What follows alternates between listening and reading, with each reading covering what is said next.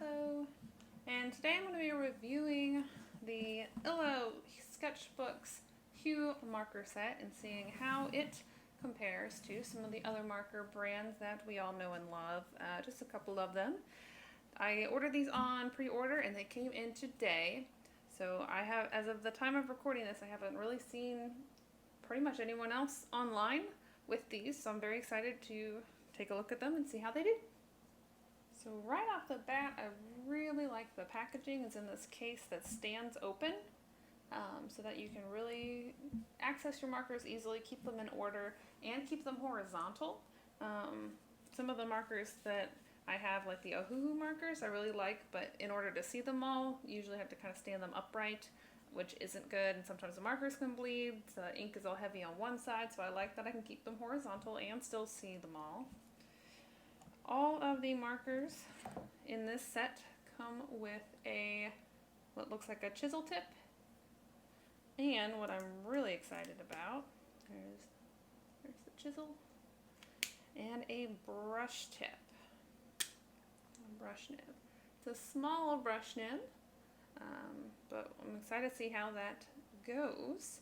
One of the things I was really excited about with these markers online was just how receptive illo was with all the community feedback. They were putting out polls and stuff on Instagram to see kind of what we preferred and wanted in markers, and I distinctly remember reaching out to them and asking them, please, whatever you do, just make sure it's got a brush tip to it, and lo and behold, there is a brush tip. So I'm very, very excited that they listened to community members on that. So let's take a look. Let's start with the chisel tip first.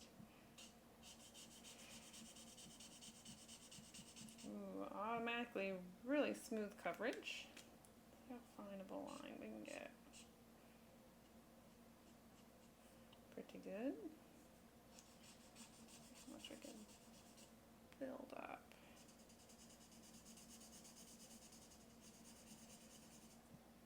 Ooh. I like how smooth the first coat went on. Sometimes with the chisel tips it's hard to do. And the brush tip.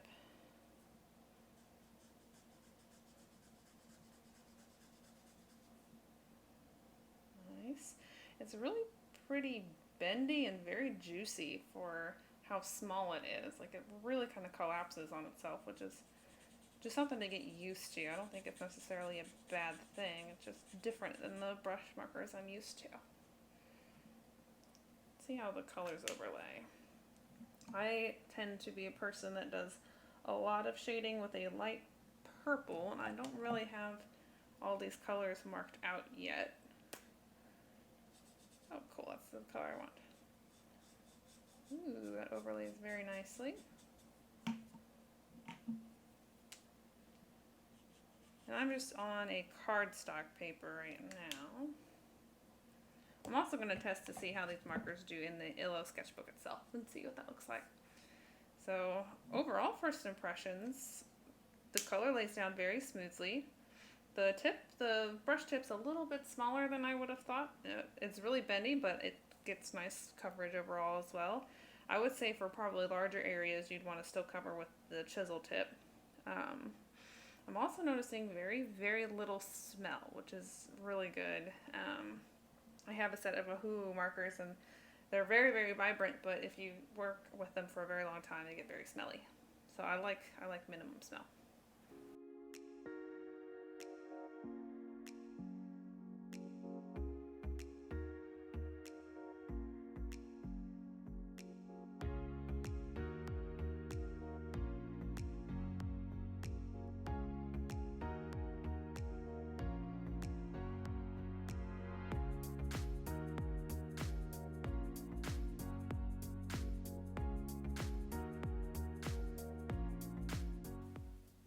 Alrighty, we're done with our swatches, and overall I loved the process. They laid down so beautifully. There also seems to be a pretty good range of colors for a smaller set. I'm really happy to see that there's a good range of skin tones, both light and dark, and they're not, especially like the dark ones, aren't like heavily saturated or they're not really believable as a skin tone. And you've got some that are more of like a reddish hue, you've got some that are more like a yellowish hue, so I really do appreciate that. It's weird though, the set doesn't come with a black marker. which I think, I would, in my own work, I'd be fine with that. I tend to use a lot of other colors, but it's really odd to see. That seems like a usual thing. It also didn't come with a colorless blender, which I am okay with. I'd rather have another color. I don't find the colorless blenders to be too helpful. Now I want to bring out my illo sketchbook. I really do love this sketchbook. It has such a good paper quality. It stands up, you can see it's pretty thick. I do a lot of watercolor in here. It stands up to it, like a lot of watercolor. Also, here's the back of the cardstock. You can see you definitely will probably want to put a guard behind it. Just like all other alcohol markers, they bleed through. I didn't expect them to not. They would be miraculous if they didn't. And that's just how they work.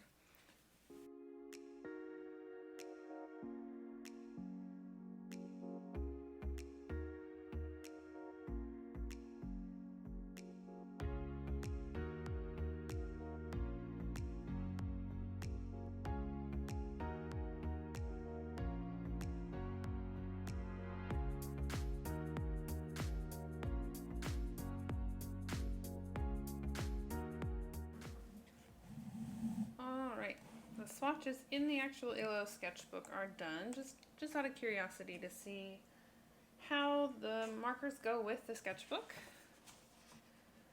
I think all this was already there. Doesn't look like it really bled through to the other side, which is always a plus. You see it bled through a little bit on the page back, but that's to be expected. Overall, it was very, very smooth on this paper. I really did like it. There's a little bit of bleeding when there was a lot of ink on the paper, but again, that's to be expected with an ink. Alright, I pulled some of the colors from the palette. I wanted to compare to some other marker brands before we get into the final kind of like drawing, just to see how they work. And one of the common other kind of cheaper alcohol marker brands is Hue markers, and I did not order the brush marker set. I didn't realize it was coming out at the exact same time as the illo ones, and I had already pre-ordered the illo, and I don't need 2 packages of brush markers with similar colors. I already have some Copics. I've got a larger 120 Hue set, so I don't need more. But since a lot of them are the same color names, same color types, I wanted to see kind of how these compare. So I pulled some that had the exact same color name and were supposed to be the same, and I've already kind of been able to tell it's very different. So like number 23 on both is orange, and you can see the difference between the Hue and the illo. The illo's overall brighter, which I would always prefer a alcohol marker to be on the brighter side than the darker side, because you can layer them to get them darker, but it's really hard to make an even tone that's lighter. Plus, when they're darker, they tend to seem a little bit more dull. Like, I think of this one as a true orange. That one's a far more saturated one. Potato brown. This is back to what I was saying earlier about the skin tones. The color variation in the illo is a lot less dull than in the Hue ones. They're all of the same kind of tone value. I think you're going to get a lot more range with the illo ones. I do have a small set of Copic markers. None of the color names exactly match, so I can't honestly compare like a carmine with a vermilion to see how well they match, because they don't match. But I do have all 3 sets have cool gray number 5. So looking at illo versus Copic, they're very similar. They both lay nice and even. And cool gray number 5 on Hue. It's a little darker. It's actually a little bit more blue in the Hue.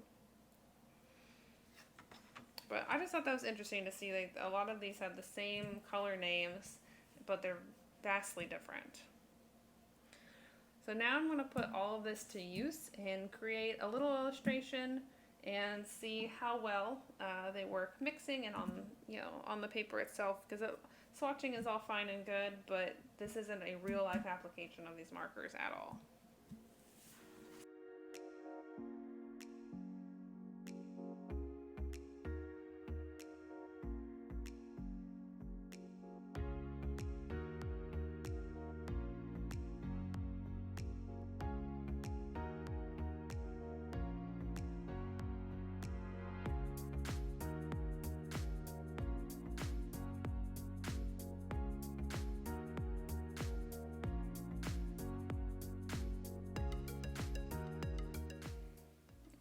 And here is my final small little illustration.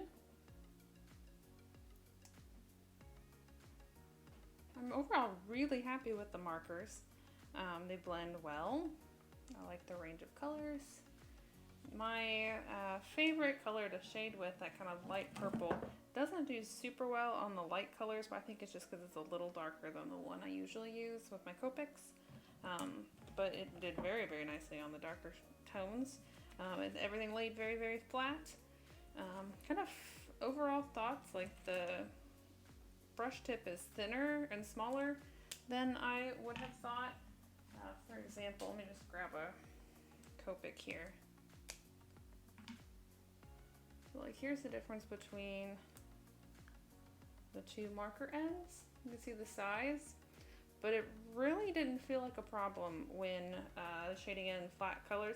The only time it felt like a problem, and it's probably not a problem and it's something I shouldn't do, I often, when I want a color that's in between two colors, I'll tend to like pull the color off of the tip of a nib and then go with the other marker, and it doesn't really do that with the really small brush tips, so it's probably a good thing. It's probably a big no-no to do in the marker world, but I find it helpful. Overall, I absolutely love these markers. I highly recommend, not sponsored, just pre-ordered them just to check them out, because I was very happy with the Sketchbook as a company and their willingness to talk with people on social media and kind of get feedback. But I mean, they're comfortable, they don't roll around, they've got a brush tip, they're labeled very clearly so you can see the numbers and colors. They lay flat. The bleed through really isn't too bad. Doesn't really go through to the paper behind it. So overall, I don't think I could ask for a marker better for the price it is. I think Copic still blends very, very nicely, but for way cheaper of a price, you get a very comparable color set that will last you a good long time. So I highly recommend.